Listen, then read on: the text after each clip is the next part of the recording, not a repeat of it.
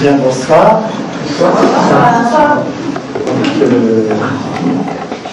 Il est là pour rire, hein, ce soir.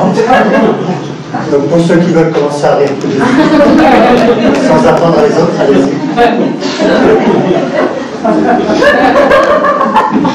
Ah, ne m'en faites pas trop. Ne vous forcez pas trop. C'est bien la première rang? Oui, vous? Vous êtes emmêlé? Ah, vous ne riez pas comme les autres. C'est petit. Vous avez des questions? On va voir le niveau du public ce soir. Je ne sais pas s'il sera auditeur.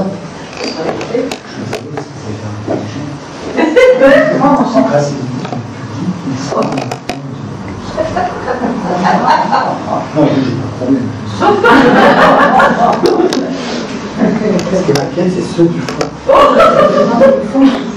C'est toujours du fond. Vous avez remarqué? Parce que devant, bon, ils sont pas discrets. Mais au fond, ils se cachent, ils sont beaucoup plus. Ils attendent les petites balles. Non, il faut pas penser. Il faut jouer pour le fond. Jamais pour le. Il y a qui devant? C'est à qui? Personne, non?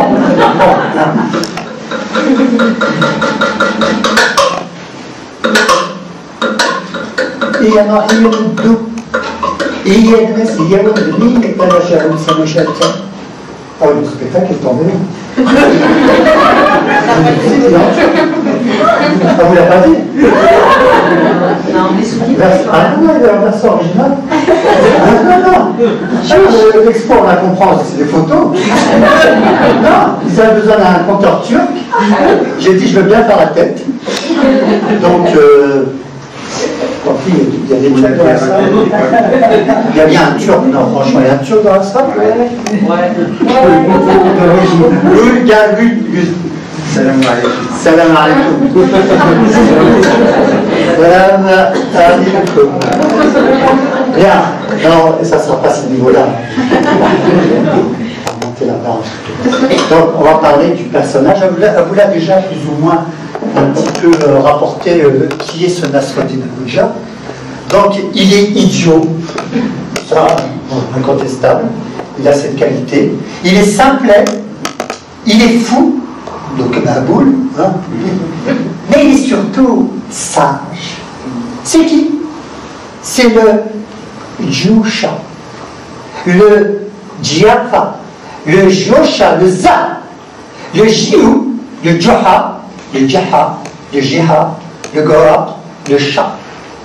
Voilà, c'est tout ce qui détermine le personnage. C'est tout simplement, vous l'avez deviné, Nasruddin Hoxha.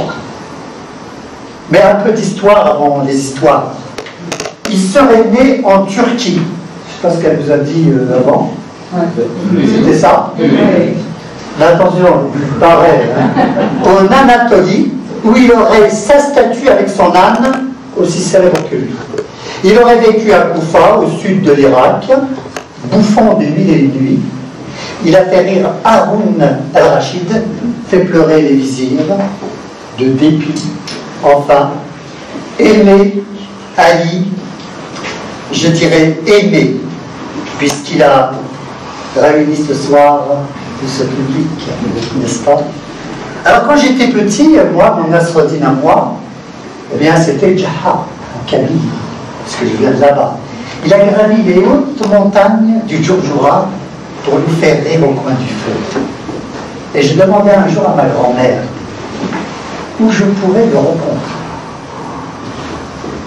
Elle m'a répondu, tu le trouveras, tiens, demande donc à l'homme, là-bas, qui, comme toi, le cherchait aussi.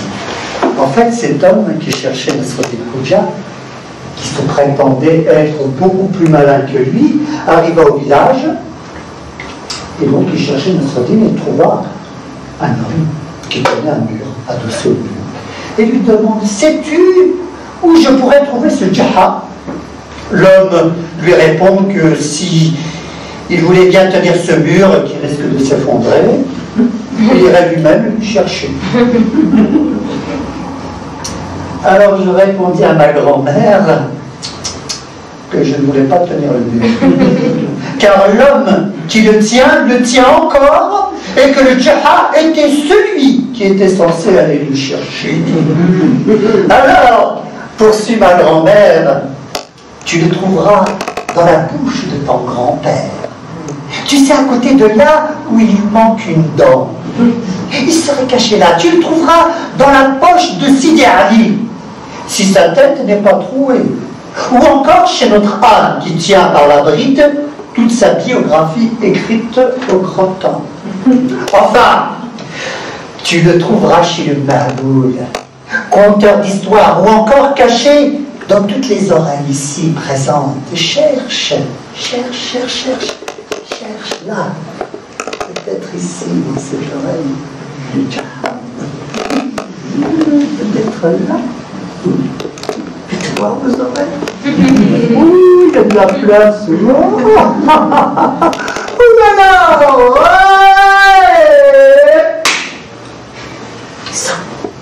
Ça c'est le Boroui. Le Boroui qui a fait la gifle sur la joue de la fille de Nasreddin Hoxha qui vient se plaindre auprès de son père. Elle lui dit que son mari venait de la battre et elle lui suppliait de faire quelque chose. Alors Nasreddin Hoxha gifle violemment sa fille et lui dit « Rentre chez toi ». La fille ne comprenait pas. Elle lui demanda « Mais pourquoi m'as-tu giflé? Je viens me plaindre d'avoir été frappé et tu me frappes. Mais pourquoi? » « Retourne à ta maison, lui répondait Nasreddin. « Mais pour qu'il se prend ton mari? Il a battu ma fille. Eh bien, va lui dire que moi j'ai battu sa femme. » Dans l'histoire de Nasreddin, qui était endormi, se réveille brusquement. Il se retourne et n'arrive pas à retrouver le sommeil.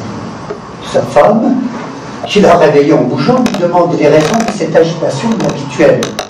« Je viens de faire un mauvais rêve, lui dit-il. »« Mais quel rêve ?»« J'ai rêvé que la nièce de notre voisin venait de mettre au monde un petit âne sans queue. Et c'est pour ça que tu t'agites. »« Bah oui. Mais pourquoi ? Imagine que ce petit âne tombe dans un trou ou dans un fossé. Oui, et alors ?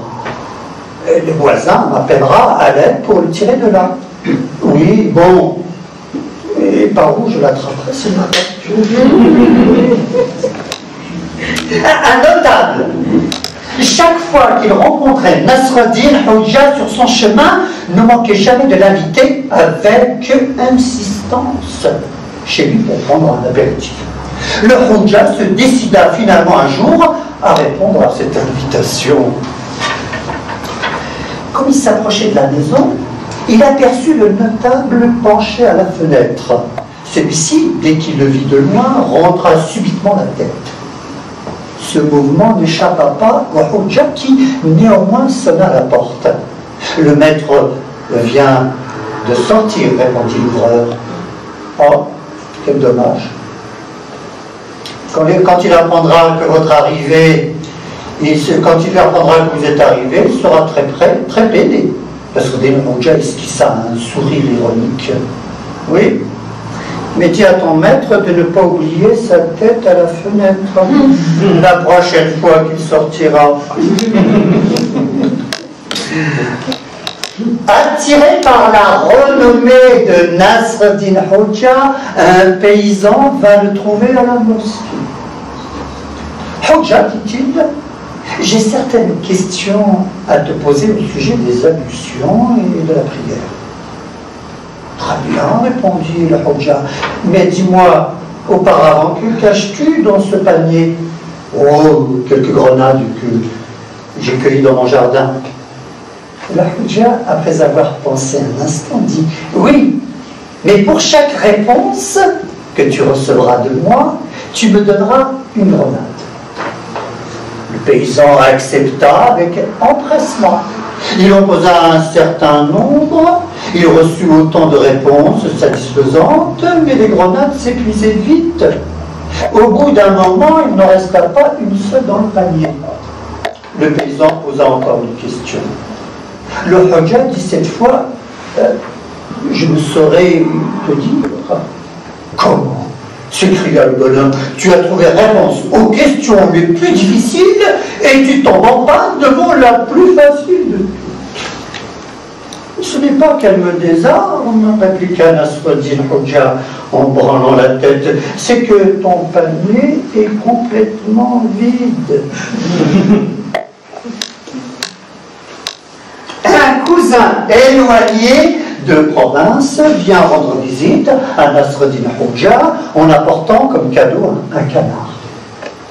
Khadija, sa femme, prépare immédiatement une succulente soupe avec la volaille. Après le déjeuner, le cousin remercie le mollah et retourne à sa province. La semaine suivante, un autre visiteur se présente à Nasruddin comme étant l'ami du cousin. Il est reçu à bras ouverts et invité à partager le repas. Quelques jours plus tard, un autre inconnu frappe à la porte se disant l'ami de l'ami du cousin. Mollah le reçoit aussi sympathiquement que les autres. Enfin, un peu plus tard, un étranger se disant l'ami de l'ami de l'ami du cousin qui a apporté le canard, vous vous rappelez, rend visite à Nasruddin. Celui-ci, exaspéré, fait entrer l'étranger, l'invite à passer à table et demande à Khadija d'apporter la soupe. L'hôte commence à manger, mais ne trouve aucun goût à la soupe.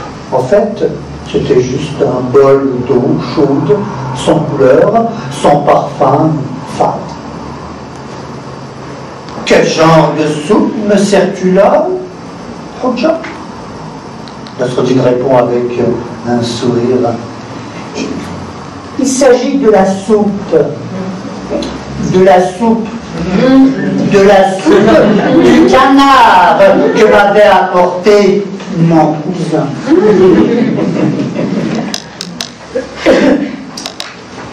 La curiosité est un vilain petit canard. Un ami interpelle Nasruddin. Alors, ton voisin se marie? Qu'est-ce que cela peut te faire? Il répond. Comment? Tu n'es pas invité au mariage? En quoi cela te regarde? N'avez-vous jamais eu honte un jour, vous, dans votre vie? Je ne sais pas, mais pas une petite honte. Pas genre un chinois, quoi. Non, une vraie honte. Une honte, je sais pas. Vous avez vu une petite honte? Franchement, votre ami. Hein? Vous avez honte? Non.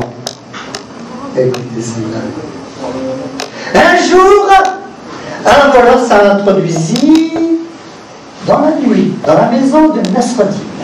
Il visita la première pièce, rien. Puis la deuxième pièce, sans trouver quelque chose à dérober. Mais dans la deuxième pièce, cependant, il aperçut un coffre et l'ouvrit dans l'espoir de quelques butins.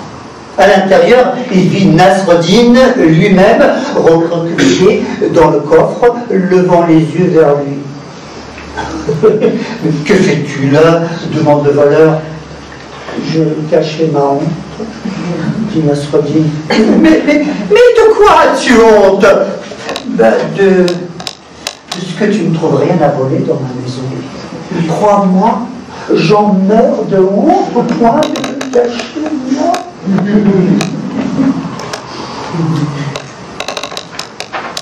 Vous est-il arrivé aussi un jour, comme ça dans votre vie, d'être quelqu'un d'autre? Quelqu'un d'autre? Non? Ça vous est jamais arrivé? Ça arrive en général. Nasruddin Hodja, tenant 2 pastèques sous le bras, vit devant lui marchant au même pas, un homme qui allait dans la même direction, tenant lui aussi 2 pastèques. L'homme portait les mêmes vêtements que Nasreddin et affichait la même corpulence, la même allure. Qui cela peut-il bien être, se demande Nasreddin. Il accéléra sa marche, mais l'autre qui s'avançait devant lui et dont il ne voyait que le dos, en fit autant. Et si c'était moi, se demanda Nasreddin, de plus en plus étonné, car si ce n'est pas moi, qui cela peut être?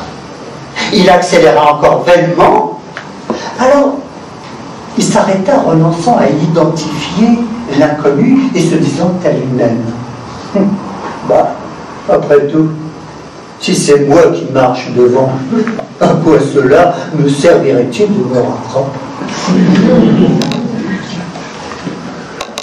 Savez-vous ce que c'est qu'un homme? Ça finit par deux.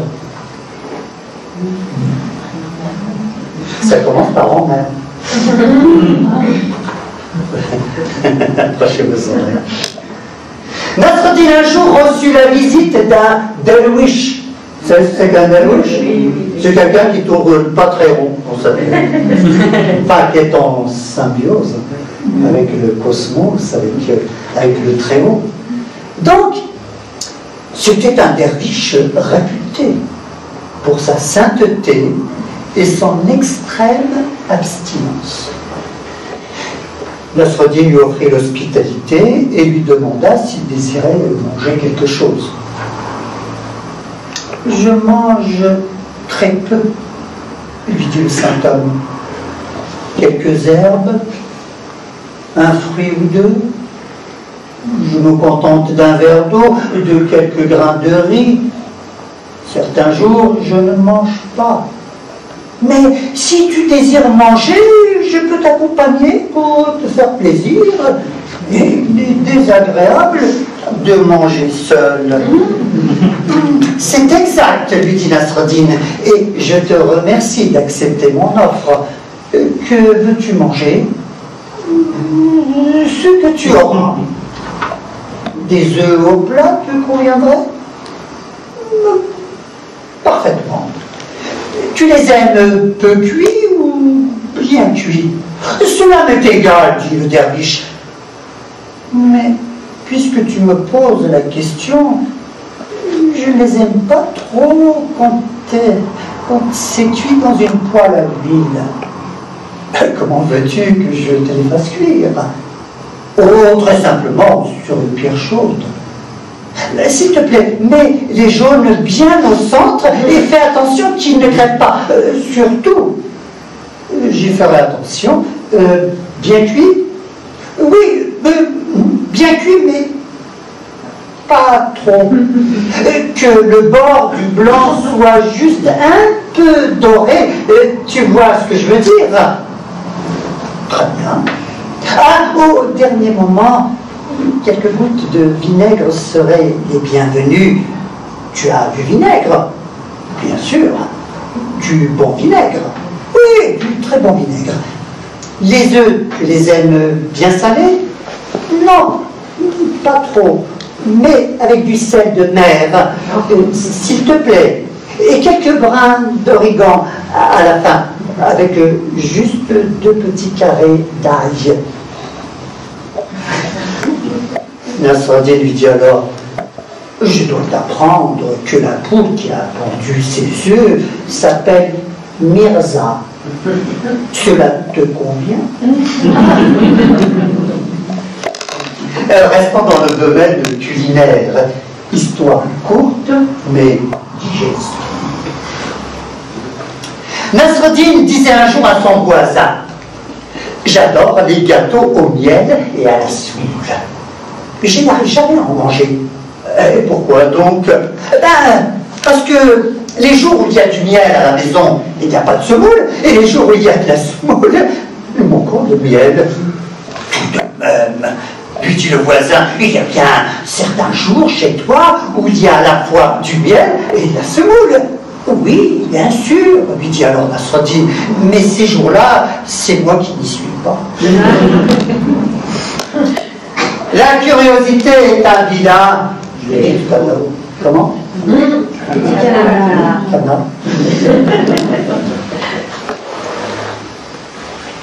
Nasreddin Hoxha avait un fils qui, curieux de nature, lui demanda un jour: comment se fait-il, père, que le bois flotte sur l'eau au lieu de couler au fond comme une pierre? Nasreddin a réfléchi profondément avant de répondre très sincère: mon fils, je n'en sais rien. Et comment font les poissons pour respirer sous l'eau? Je n'en ai pas la moindre idée, répondit Nasreddin après une longue réflexion. Et les marées, à quoi sont-elles dues?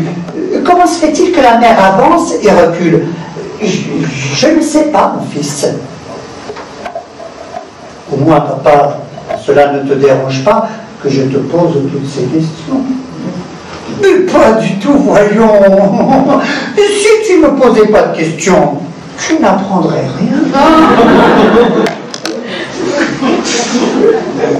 J'espère que cette histoire vous aura appris quelque chose.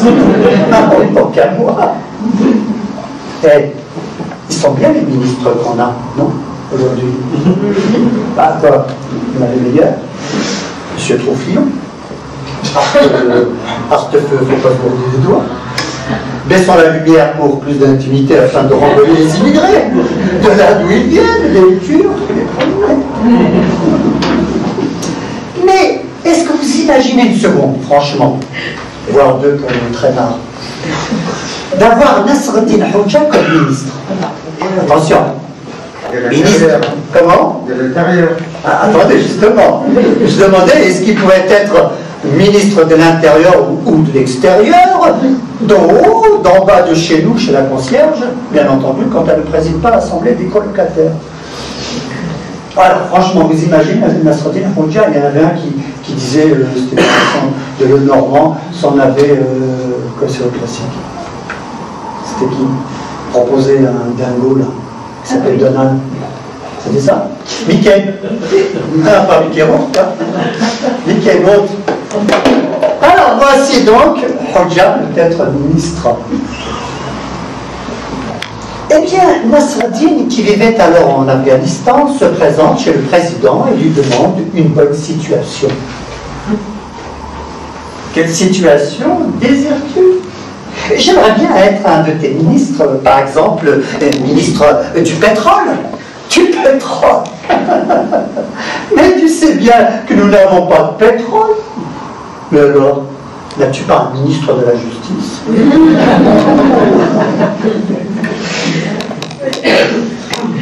Alors, Nasreddin est-il croyant, à votre avis? Bien qu'il sache pas. Je pense qu'il est aussi croyant que l'est le Hoxha. D'ailleurs, le surnom de Mollah, qui signifie docteur en loi coranique, lui est attribué. Et Nasreddin signifie la victoire, ou gardien de la religion. Quel gardien!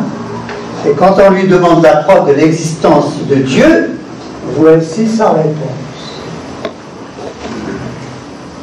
Nasreddin, durant sa vie, fut par moments soupçonné d'impiété et même d'incroyance. Un étranger lui demanda un jour: tu crois en Dieu? Oui, répondit-il sans hésiter. Je crois au seul Dieu qui existe sur cette terre.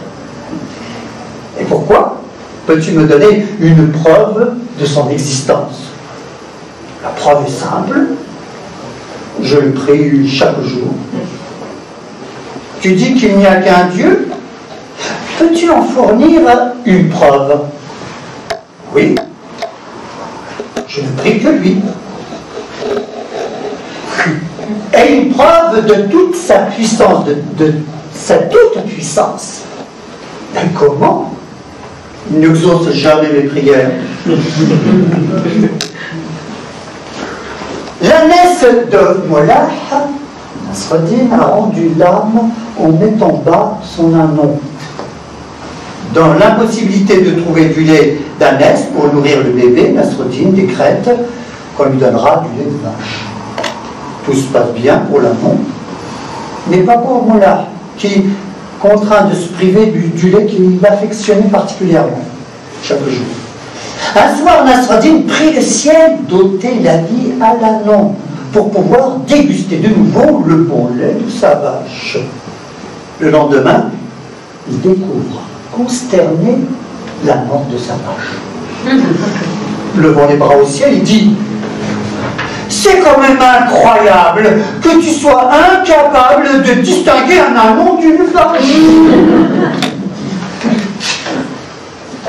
Nasreddin Hoxha trouva au marché de Damas une pièce de coton qu'il acheta après discussion. « Très bien !» dit le tailleur qui prit le nécessaire. Il était rentré donc chez un tailleur qui lui avait recommandé et lui demanda de lui coudre une belle robe dont ce coton qu'il avait besoin pour une fête prochaine. Donc le tailleur prit les mesures, le nécessaire, et Nasreddin demanda quand elle sera prête. Eh bien, avec l'aide de Dieu, dit le tailleur, dans une semaine. Nasreddin s'en alla, revint une semaine plus tard, la robe n'était pas prête. Le tailleur, submergé de travail, ne l'avait même pas taillée. Alors, quand dois-je revenir demanda Nasreddin. Reviens dans une semaine. Ma robe sera prête. Avec l'aide de Dieu, ta robe sera prête. Une semaine plus tard, toujours pas de robe, la fille du tailleur avait été malade, son père avait dû la conduire à l'hôpital. Sans parler d'autres ennuis, bref, le travail n'était pas fait. Alors, quand dois-je revenir demanda Nasreddin qui commençait à s'impatienter. Reviens dans 4 jours. Ma robe sera prête. Avec l'aide de Dieu, ta robe sera prête. Écoute, lui dit alors le Hoxha, le jour de la fête approche. Et je ne peux rien faire sur cette robe, alors dis-moi, fais-moi cette robe sans l'aide de Dieu. Yallah, Yallah, Yallah, donne-moi 100 pièces d'or. Pas une de plus, pas une de moins. Hein? Qu'est-ce que c'est pour toi, 100 pièces d'or, hein? Mais sache que si tu m'en donnes 99, je ne les prendrai pas. Attention. Son voisin, qui était à la fenêtre, ayant entendu cette requête, voulut le mettre à l'épreuve. Alors, sans se montrer, il commença par jeter l'argent par sa fenêtre. Et une, et deux, et trois, et s'arrêta à la 99e pièce.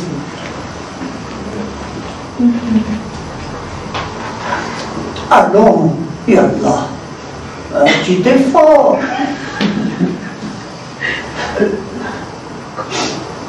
Puis, voyant que la 100e pièce ne venait pas, il ramassa les autres en se disant nul n'est parfait. Il y a des travaux, et là, je dois vous dire, quel blasphème. Oui, d'accord. Parce qu'aujourd'hui, Nasreddin serait hors la loi musulmane. Il recevra une fatwa de la part des intégristes. Sa tête serait mise à prix. Mais rassurez-vous, Ben Laden et les talibans ne captureraient que son turban, pas sa malice. Bref, passons à présent à quelque chose de plus joyeux. La mort. Elle serait notre dernier grand rôle en ce monde, disait le Hoxha, qui lui-même l'avait en horreur. Un jour, il dit à l'un de ses meilleurs amis, si tu meurs, fais-le-moi savoir, je n'aimerais pas l'apprendre par quelqu'un d'autre.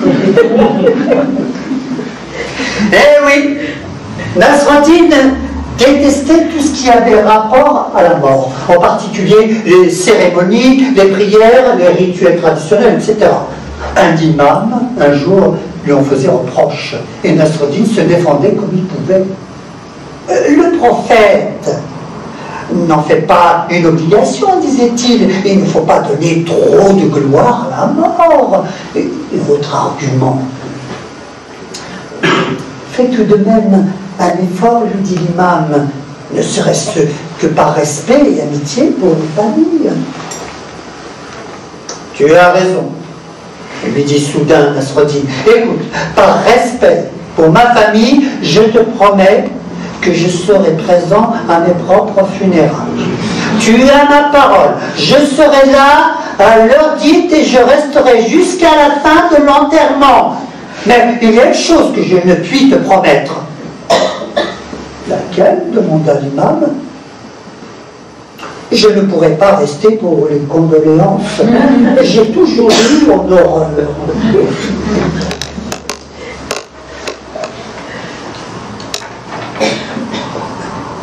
Quelqu'un interrogeait un jour Nasreddin Hoxha.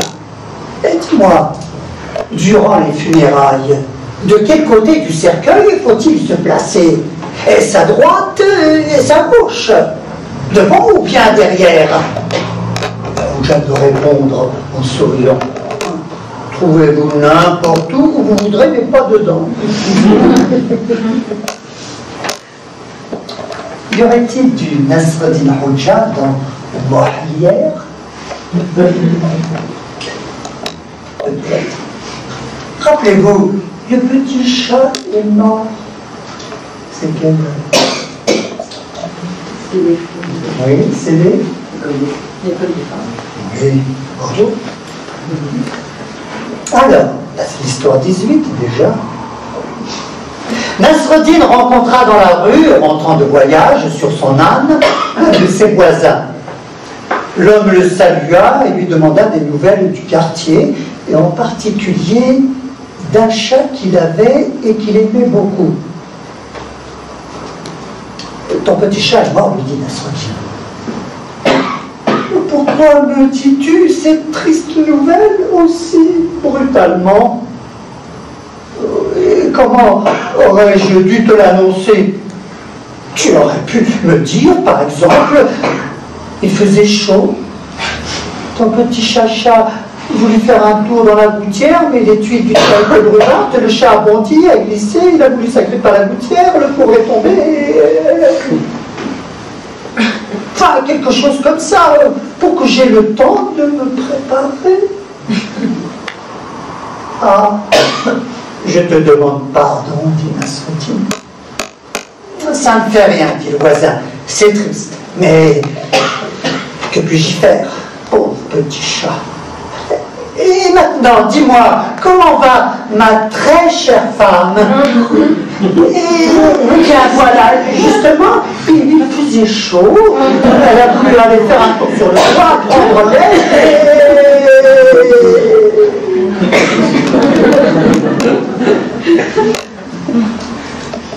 Alors là, on arrive à un point épineux. Pour continuer à me suivre dans mes histoires, messieurs et mesdames, j'aurais besoin d'un troupeau. Je vous remercie d'être venus si nombreux. Alors, composition du troupeau.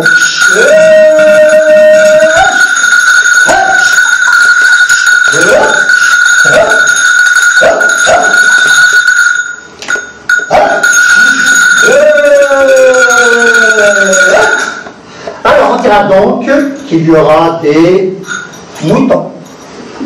On dira donc qu'il y aura des bourricots. Et on dira donc qu'il y aura des chèvres, des intellectuels du troupeau. On dira donc que les moutons sont à gauche.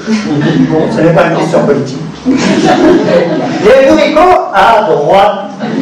Ce n'est toujours pas une question politique. Il est toujours temps d'échanger d'opinion. Les chèvres, les intellectuels du troupeau, là, au milieu, le modèle. 4%. Bien, vous avez le goût, les chèvres. Alors, les moutons je vais vous donner votre texte. On ne perturbe pas ses camarades. Alors, au son de la cloche, donc vous ferez... Attention! Et il suffit qu'il y en ait un qui fasse, les autres les suivent. Attention!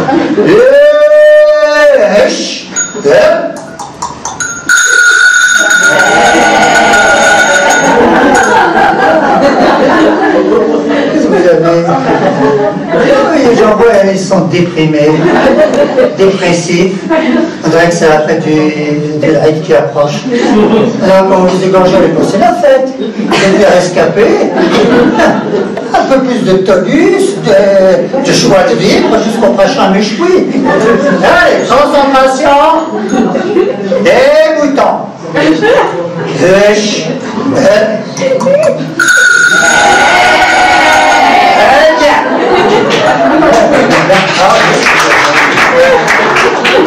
mec qui sait que vous applaudit. Alors. Et pour répondre, je vous explique. On ne perturbe pas les camarades. Au son de la cloche. On ne fait pas. Vous faites.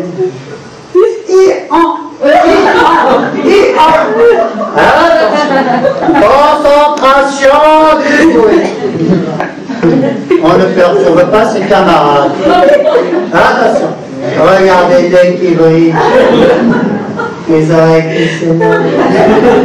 Attention.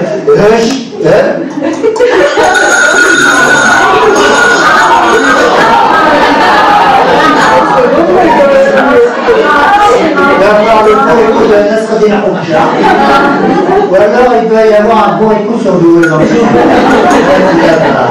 Bien, les jeunes, les intellectuels du troupeau. Alors vous, c'est ni da, ni ian, c'est na. Attention, au son de la cloche. Concentration des petits chefs.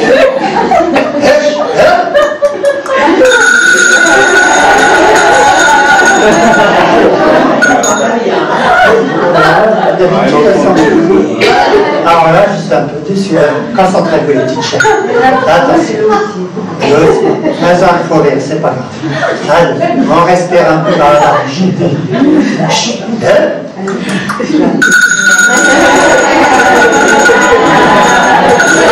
Très bien. Ce sera encore là demain. Alors, on va faire une répétition générale du propos. Alors, vous savez, comme partout, il y a toujours 200 cloches. Alors, avec celle-là, vous allez vous exprimer. Cherchez l'animal, le bourricot qui sommeille. Avec celle-là, vous vous arrêtez net. Attention. On va mélanger les cloches. On va faire comme ça.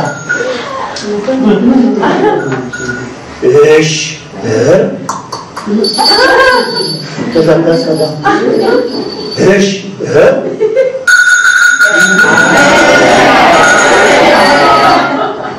Oui, ça commence.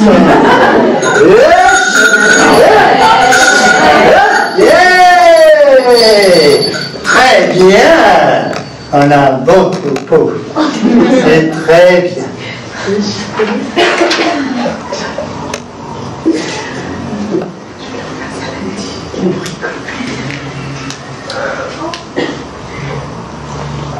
Oui, j'avais écrit, il fallait que je m'assure du niveau intellectuel de l'auditoire. Aussi, de suite, je vais donc procéder à un idiogramme. Oui, c'est un mode de calcul qui calcule ce qui doit être calculé. Hein. Alors, c'est juste quelques petites questions. 1 plus 1 chez le sourd, cela fait 1. Comment redresse-t-on un bossu? Un coup de foudre, c'est un coup droit. Attends, ils ont compris. Hein. Deux, alors plus poétique, deux roses dans un jardin se disputaient. Pourquoi? Pourquoi? Oh, c'est la femme?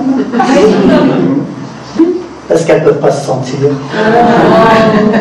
Oh, elle est mignonne. Ne faites pas, oh, je vais passer à un niveau supérieur. Bon, d'ailleurs, on va passer au niveau supérieur. Quelqu'un a une petite pièce de 10 euros. Une petite pièce. Enfin, un euro. Oui. Non, je ne fais pas le manchant. Moi, je payais un peu d'unité quand même. Voilà, ça ira. Alors, regardez, c'est tout simple. J'ai un sou. Sous mon sou, je mets 2 sous dessus. Combien de sous il y a dessous? Bon, encore. J'ai un sou. Sur mon sou, je mets 2 sous. Combien dessus il y a dessous? La réponse, avec un petit peu de... Elle est là. 0. Ah, c'est déjà réussi ça.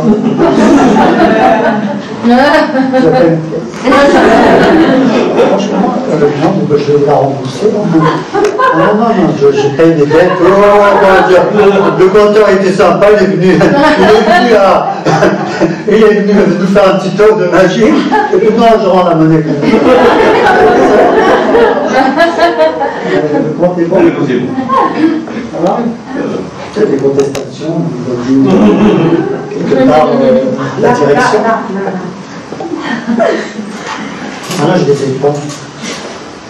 C'était combien en fait? Le reste. C'est trop gros. Non, on va faire les bons comptes parce que je passe. 50. Vous savez combien ça? 5. Je dois 45. Ça, c'est un centime, ça. D'accord. Pour le tour, combien pour le tour? Ça vous va? Vous nous donnez un centime pour le tour? C'est ça? Oui. Allez, bon, non, je n'en veux pas. Non. Ah non, en fait, la dire, il m'a volé. Les pères d'Asrodine ne m'a volé pas. Alors j'avais mis facultatif si le temps le permet, pour des histoires, hein, c'est des histoires d'âne. Vous savez qu'il n'y a pas de Nasreddin sans âne. Hein. Bon, on va la faire quand même. Vous avez la sympathie quand il va le temps. Un jour, le voisin de Mollah veut lui emprunter son âne. Vraiment désolé, répond Nasreddin, mon âne n'est pas là. Je l'ai déjà prêté à quelqu'un.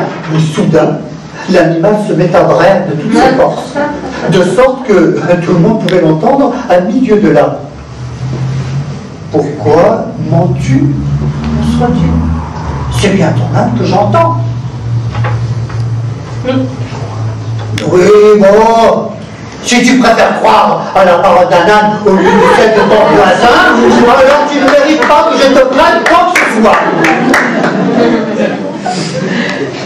Alors, toujours avec ces ânes, Nasreddin, un certain temps, les économies de Nasreddin, Hoxha avait fondu littéralement. Il était à bout de ressources. Et puis de ce fait, dans la nécessité de restreindre ses dépenses et s'astreindre à des privations. Alors, il diminua progressivement la ration de son âne, sans que celui-ci parût en pâtir. Hein. Il lui donna chaque jour un peu moins manger, un peu moins. Le bourricot dépérit à vue d'œil, et un beau matin, le Hoxha eut la surprise de le trouver étendu par terre, les pieds en l'air, ne bougeant plus. Voilà bien la fatalité, s'écria-t-il. Mon baudet s'avise de mourir juste au moment où il prenait l'habitude de vivre sans se lever. Et devinette, disait le message. Devinez les devinettes du Nasreddin Hoxha. Ben, on va passer à un niveau supérieur. Qu'est-ce qui pique et qui n'est pas pointu? La curiosité. Quand il est lâché, 100 hommes ne pourraient pas le soulever. Le P. Qu'est-ce qu'une jolie demoiselle toute rouge assise sur un fauteuil vert? C'est une fraise. Qu'est-ce qui est au-dessus de Dieu? C'est le point sur le i. Quel est le plus bruyant des instruments à cordes? On l'a vu tout à l'heure. C'est la cloche. Peut-on, alors c'est là que je n'ai pas compris, franchement. Là, on est nombreux, on pourra peut-être plusieurs, les bourricots, les moutons, les intellectuels du troupeau. Alors, peut-on épouser la sœur de sa veuve? Hein? Franchement, aidez-moi. Non, pourquoi? Non, oui, je l'avais, non.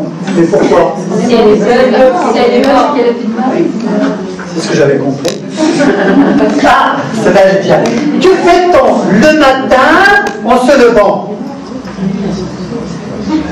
Une place vide. On veut devenir président. Comment la réponse? On veut devenir président. Ça, c'est une autre affaire. Quels sont les deux voisins qui ne peuvent jamais se voir? Regardez-moi bien dans les yeux. Vous avez trouvé? Non. Celui qui le nomme le brise. Bravo. Alors, et d'après le Hujja, l'intelligence ne se mesure pas. Et vous est-il arrivé parfois d'avoir une idée géniale? Hein? Une idée intelligente. Rarement. Une idée qui n'est pas... Enfin, l'idée qui est bien à vous et à personne d'autre. Jamais. Cherchez bien une de ces idées qui ferait dire à l'un de vos meilleurs amis: ah, ça, c'est bien lui. Eh bien, Jaha, notre héros de la catastrophe positive, a eu l'idée avant que celle-ci ne l'ait eue. Écoutez. Nasreddin Hoxha vient d'acquérir au marché une belle théière en porcelaine. Mais une idée obsédante lui traqua son chemin. Et, si une fois à la maison, la théière se casse par malheur, à cause de la maladresse du chat ou de Khadija, que faudra-t-il faire? J'habite loin du marché et le raccommodeur de porcelaine ne sera peut-être pas là au bon moment. Soudain, Molla a eu une idée géniale. Il vaut mieux régler le problème tout de suite, alors que je me trouve encore au bas. Nasreddin jette sa belle terre par terre, ramasse les morceaux, qu'il amène immédiatement chez le raccommodeur de porcelaine. Comme cela, je suis tranquille maintenant. Alors, toujours l'intelligence, hein, vous allez voir qu'elle ne se mesure pas toujours comme on croit. Alors, Nasreddin bavardait avec plusieurs amis. La conversation vint sur un homme instruit, mais prétentieux et pontifiant, que Nasreddin n'aimait pas. Pourquoi tu ne l'aimes pas? Tu demandes à quelqu'un. Parce qu'il est idiot. Voilà pourquoi je ne l'aime pas. Idiot. Mais comment peux-tu dire ça? Un homme qui parle cette langue. Oui, dit Nasreddin. Mais il est idiot dans chacune d'elles. Un jour, Nasreddin Hoxha s'étant rendu au marché pour y faire des emplettes, assista à la vente d'un petit oiseau pour 10 pièces d'or. Tiens, se dit-il, la vente d'oiseaux rapporte gros. Ils sont donc très recherchés. Sur ce, il courut à la maison, attrapa un dindon mâle, il se baladait dans la basse-cour et retourna dardard au marché. Un dindon pour 20 pièces d'or, un dindon pour 20 pièces d'or, cria-t-il. Les acheteurs objectèrent. Mais Hodja, est-ce qu'on demande tant d'argent pour un malheureux dindon? Hodja, bien sûr que ça vaut. Ne voyez-vous pas tout à l'heure un petit oiseau pas plus grand que mon doigt trouver acquéreur pour 10 pièces d'or? Est-ce que tu as vu, Hodja? Ce n'est pas un oiseau vulgaire, mais bien un perroquet. Je comprends. Un perroquet? Mais qu'est-ce que ça peut bien faire? Un perroquet n'est-il pas aussi un oiseau? Mais qu'a-t-il de spécial? Il parle très bien. Nasreddin Hodja, avec sa bonhomie naturelle, montrant le dindon, dit: si l'autre parle très bien, celui-ci réfléchit très bien.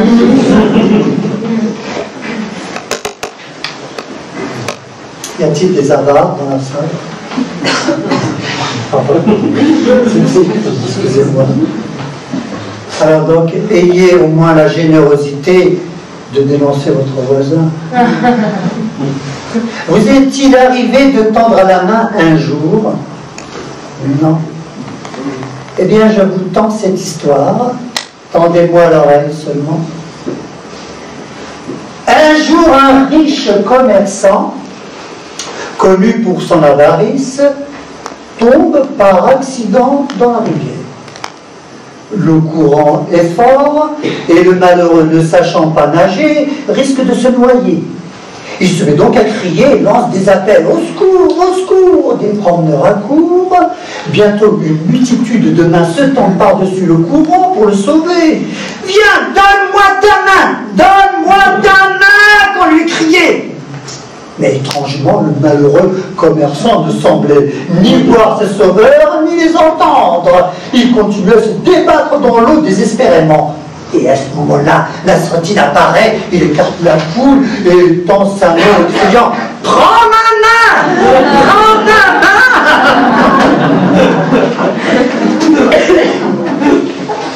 Sacré Nasreddin. Cette année, les conditions de météo sont très défavorables. La sécheresse a succédé aux inondations et la famine. Ah, c'est pas les infos tout à l'heure, hein. C'est les infos du 13e ou 15e siècle. Hein. Et la famine menace bien plus que les pauvres, que les riches, évidemment. Ceux-ci ont constitué, les derniers, les riches, ont constitué une réserve abondante qu'ils mettent comme à l'accoutumée à la bonne. C'est naturel. Nasreddin, lance Khadija à son mari. Tout le monde te considère comme un homme juste et charitable. Ne reste pas là, inactif. Va rassembler les concitoyens et cherche à convaincre les riches de venir en aide aux plus démunis par la miséricorde d'Allah. Nasreddin donne pour une fois raison à Khadija et s'exécute. Il quitte la maison et revient quelques heures plus tard. Alors, as-tu réussi, moi là? Interroge Khadija. Le travail n'était pas facile, hein, n'était pas bien facile. Mais j'ai quand même réussi à moitié, grâce à l'aide d'Allah, répond Nasreddin.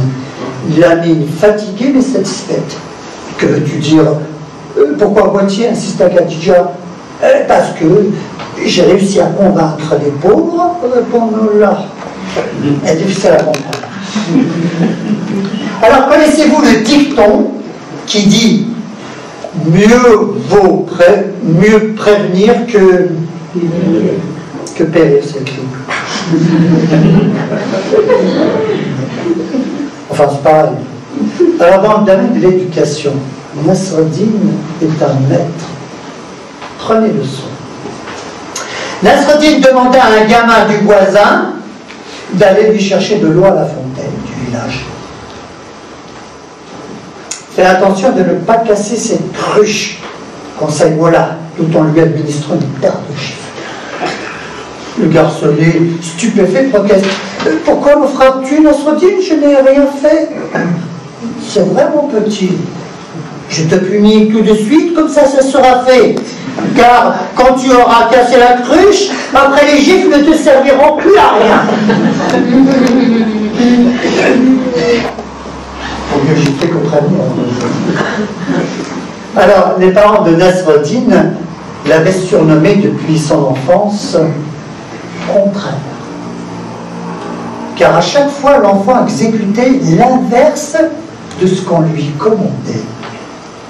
Le jour de sa communion de 13 ans, consacrant le passage de l'enfance à l'âge adulte, son père emmène Nasreddin en marché avec leur âne chargé de sacs de farine. En traversant un pont, le père s'aperçoit que la charge de farine commençait à glisser du côté droit. Connaissant l'habitude de son fils de faire exactement le contraire de ce qu'on lui demande, il lui ordonne de relever le côté gauche, pensant que Nasreddin relèverait le côté droit et l'équilibre ainsi serait établi. Mais cette fois, Nasreddin exécute l'ordre du paternel à la lettre et relève le côté gauche. La charge de farine se déséquilibre et tous les sacs tombent dans la rivière.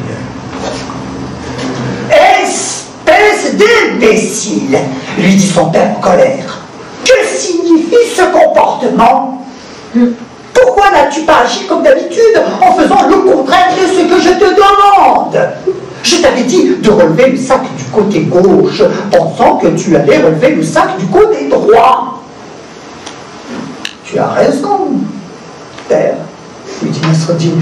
Seulement, aujourd'hui, je suis un adulte et non un enfant. Je n'ai plus besoin de faire le contraire. J'obéis à ton commandement. Ceci, je l'aime beaucoup. Alors, on ne pourrait pas finir les histoires de Nasreddin sans passer au chapitre qui fâche Nasreddin. Hodja. Vous savez quoi? Sa femme. Elle connaît. Oui, c'est femme. C'est femme. Alors, les histoires qui vont suivre dégagent un certain parfum de misogynie orientale. D'ailleurs, ne dit-on pas « bat ta femme tous les jours » elle le saura. Mais une lecture hâtive, conventionnelle, faite au premier degré, pourrait laisser entendre que l'homme s'évertue à inférioriser la femme pour la dominer en dégradant son image. Il est vrai que la femme du Hodja est souvent représentée comme une femme soumise. Ah bah oui, agressive, gloutonne, menteuse, à tel point que le mot là souhaite sa mort et lui préfère de loin l'accompagner de son âme. J'aime bien, vous connaissez vraiment le classique. Alors, Nasreddin était en train d'étrangler sa femme en rêve. Au moment où elle allait trépasser, celle-ci, qui dormait près de lui, le réveilla brusquement. « Hodja, Hodja, tu fais un bien mauvais cauchemar !»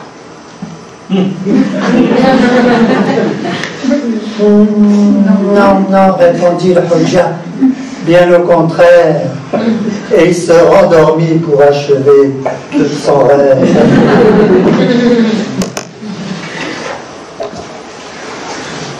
Alors Nasreddin bavarde avec un ami au bord de la piscine. Soudain, il interrompt la conversation et pousse un grand soupir. Son ami l'interroge sur le sens de ce soudain soupir. Mollah répond.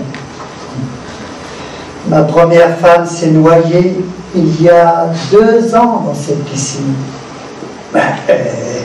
C'est de l'histoire ancienne, lui répond son ami. Tu t'es remarié depuis, Et ta seconde femme a rapidement comblé le vide laissé par la première. Oui, répond Nasreddin en poussant un second soupir. Seulement celle-ci s'est nagée à la différence de la première. Alors Nasreddin Hodja avait épousé une femme affectée de strabisme. Le jour des noces, il apporta le soir à la maison un plat de crème. Hodja, dit la femme, pourquoi en as-tu acheté deux? Un seul plat ne suffirait-il pas? Le Hodja esquissa un sourire. Après dîner, la bigleuse demanda d'un air embarrassé. Hodja, trouves-tu convenable, dès le premier soir, d'inviter quelqu'un chez toi? Qui est cet autre Hodja à tes côtés? Sur ce, Nasreddin Hodja lui précisait: femme, dans cette maison, tu es libre de voir toutes choses en double. Mais ton mari, rien qu'un.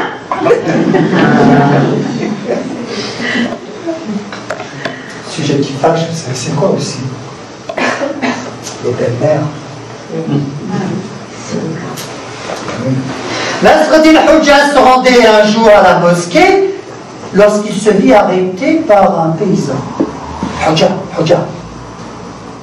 ta belle-mère est tombée dans la rivière. Nous l'avons cherchée. Il n'a pas été possible de la retrouver. Sûrement qu'elle s'est noyée. Que le bon Dieu t'accorde longue vie. Bien, fit le Hodja, que j'aille voir. Il arrive au bord de la rivière, mais au lieu de se diriger dans le sens du courant, il longe la rivière vers le haut. Hodja, tu te trompes! Les eaux coulent vers le bas. Il faut donc faire des recherches dans cette direction. Nasreddin Hodja de répliquer: on voit bien que vous ne connaissez pas ma belle-mère. Avec son sale caractère, elle est bien capable d'aller à contre-courant. Nasreddin Hodja, à un certain moment de sa vie, avait des femmes. Il donna à chacune d'elles une perle bleue, tout en leur recommandant la discrétion la plus absolue. Ce geste constitue un gage d'affection. Un jour, les deux femmes vinrent inopinément à poser à Hodja une question délicate. Dis-moi, Hodja, laquelle de nous deux aimes-tu le plus? Fais-le nous savoir de suite. Nasreddin Hodja, avec bonhomie, répondit: celle qui détient ma perle bleue occupe dans mon cœur la place principale. Les deux femmes, toutes contentes de cette réponse, se retirèrent avec la conviction d'être chacune pour sa part la favorite du Hodja, qui retrouva ainsi, il faut le dire, sa tranquillité. Bien, on arrive à l'épilogue. Après, peut-être il y aura du rap selon l'heure. Est-ce que vous êtes bien? Vous avez l'air. Épilogue sur ce chapitre.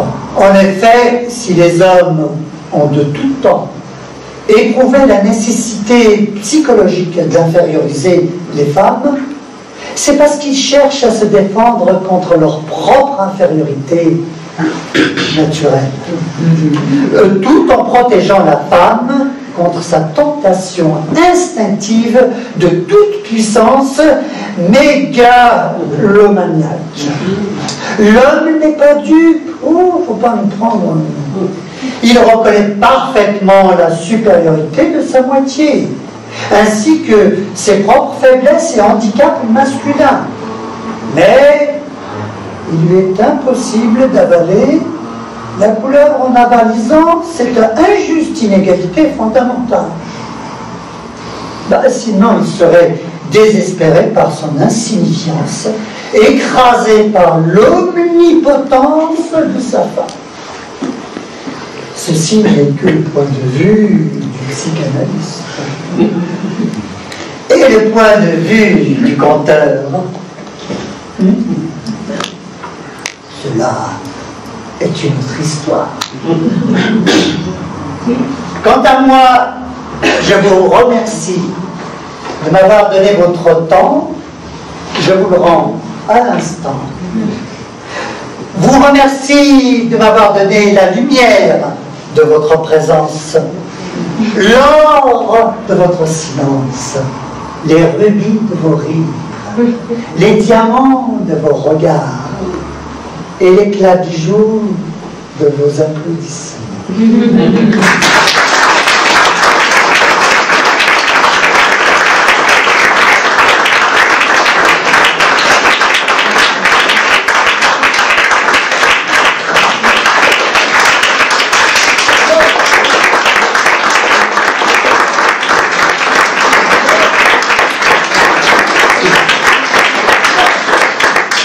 Alors normalement, après ce divertissement, on en ressort grandi et intelligent.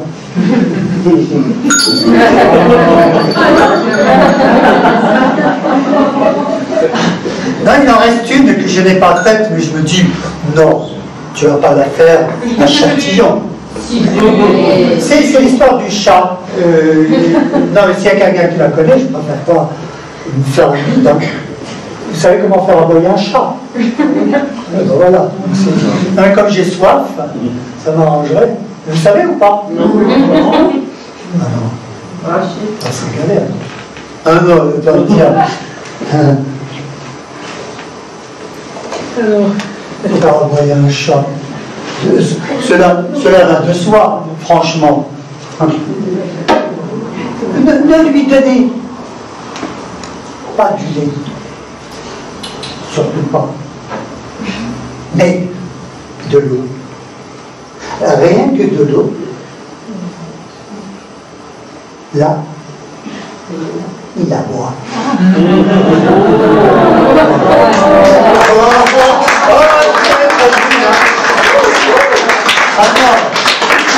Je vous avais prévenu quand même. Hein. Alors, ce livre est une merveille. Vous ne le trouverez nullement ici. J'en avais un autre en turc. Un ami m'avait offert Nasreddin Hoxha en turc, complètement en turc. J'avais l'air. Heureusement que j'ai eu la traduction. Alors, donc, il y a deux livres magnifiques. Il y en a en turc pour les Turcs, pour ceux qui sont bien turcs.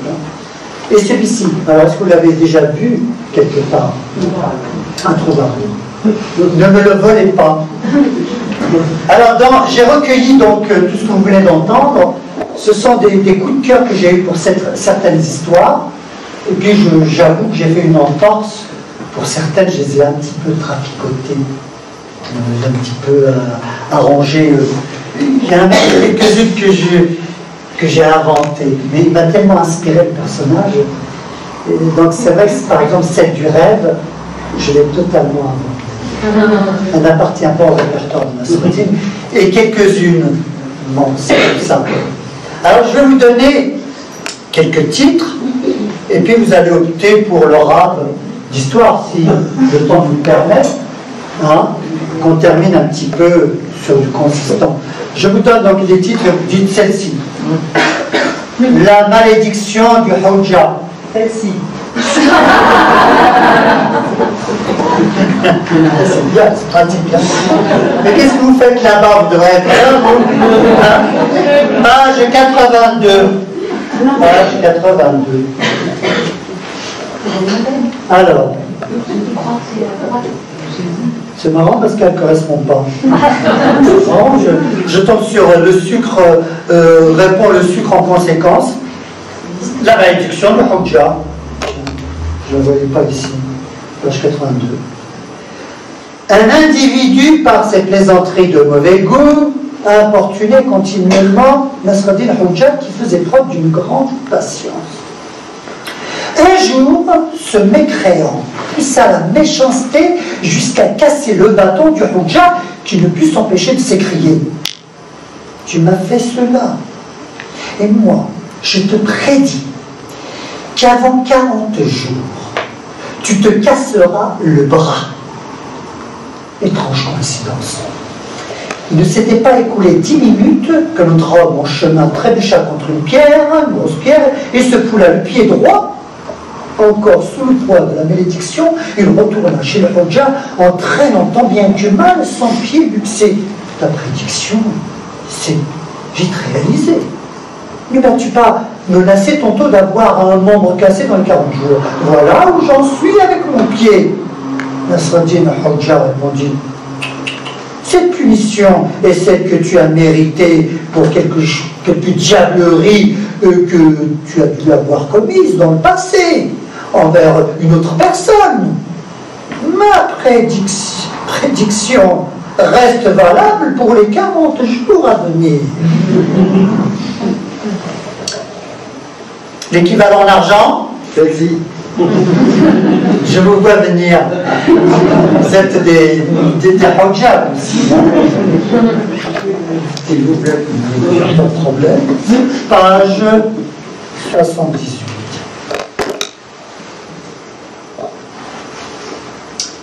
Ceci se passe à l'époque où Nasreddin Hujja faisait fonction de juge dans la ville d'Akashir.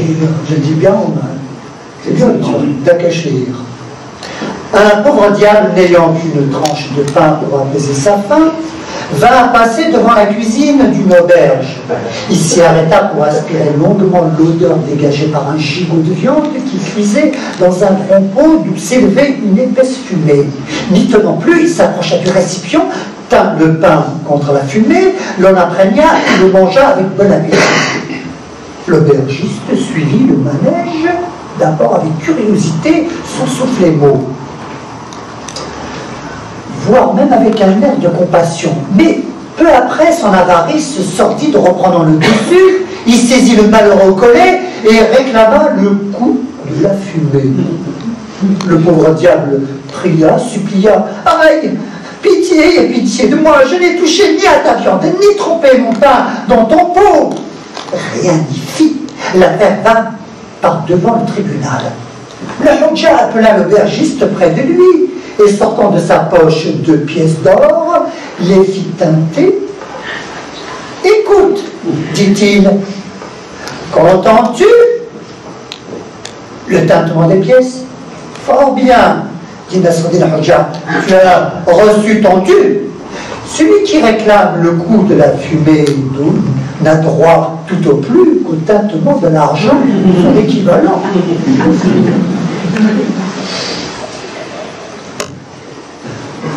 Alors cela, je la saute.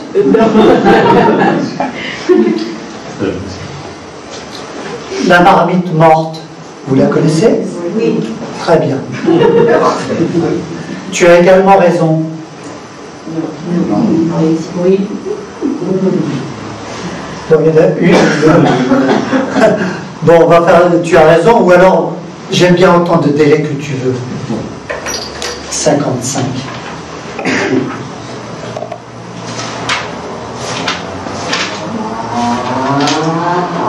Nasreddin Hujja, au cours d'une tournée, rencontra sur son chemin un ancien voisin qui lui avait rendu dans le temps un petit service.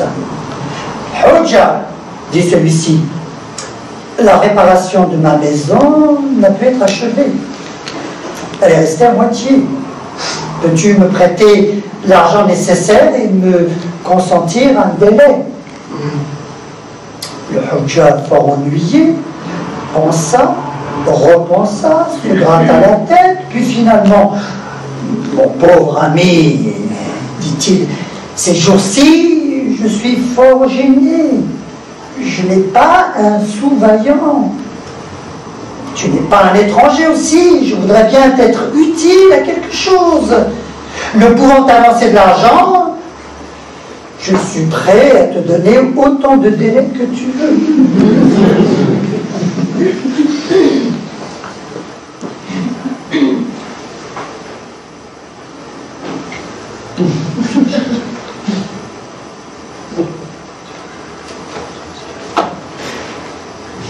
ça, celle-là je l'ai dit. Celle-là. Ah, celle-là, oui. C'est la 112. Là, vous devrez écrire des numéros de page, et puis voilà, 112. Alors, 112. Ça, un jour d'été, Nasreddin Hoxha était invité chez un notable. Celui-ci prenait un malin plaisir à taquiner le Hoxha. Comme il faisait une chaleur insupportable, il fit apporter à un certain moment un grand bol de compote glacée. Il donna à Hoxha une petite cuillère, alors qu'il se réserva une grosse cuillère à soupe. Ils dégustaient tous deux la fameuse compote rafraîchissante. L'Amphitryon, à chaque cuillerée, s'écriait « Oh, comme c'est bon!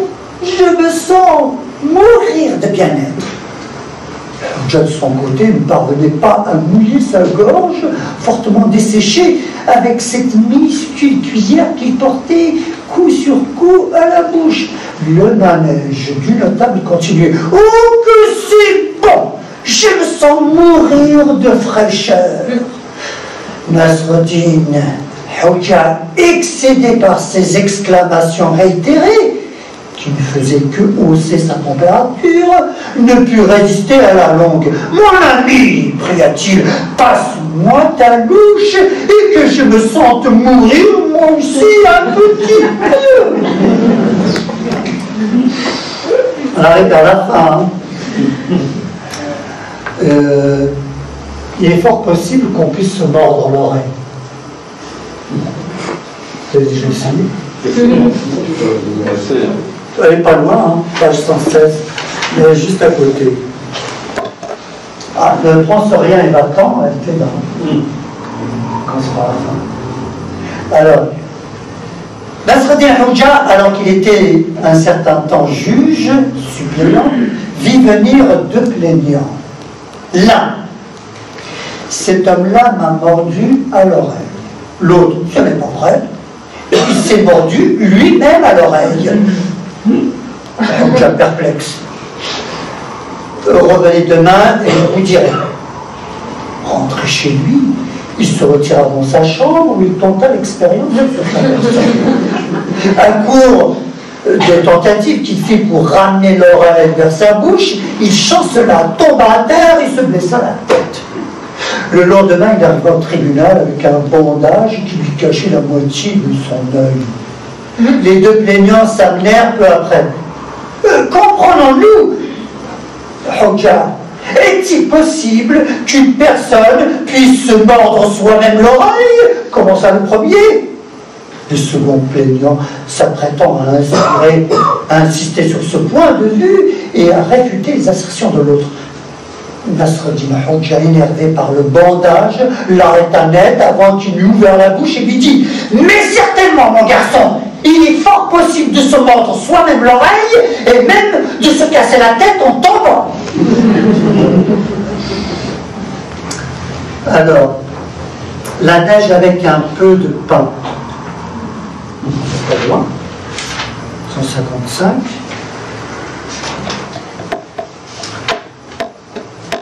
Un jour, Nasreddin Hoxha se mit en tête de faire la cuisine. Il apporta toute sa bonne volonté et sa meilleure attention. Il voulut cependant se glorifier d'une trouvaille personnelle pour épater les gens. On était en plein hiver, la neige tombait à gros flocons. Il remplit de neige un grand plat et le porta à table. Il essaya de manger de la neige avec du pain. Ayant introduit un morceau dans la bouche, il fit une drôle de grimace. « Oh, que c'est moi-même qui ai eu cette fameuse idée, en vérité, ça ne me dit rien du tout, dit-il en repoussant le plateau. Et la dernière, en fait, alors ben, celle-ci, elle rejoint le chapitre des femmes. Hein, on va terminer là-dessus. Alors.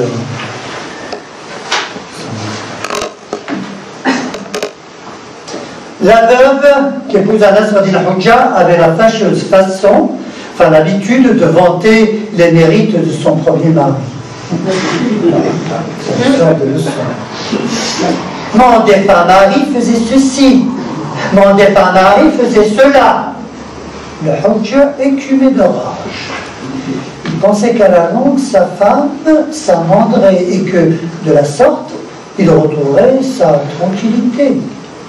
Tout au contraire, elle reprenait son refrain de plus belle. À bout de patience, le Hodja commença de son côté à vanter les qualités de sa défunte femme. Rien n'y fit.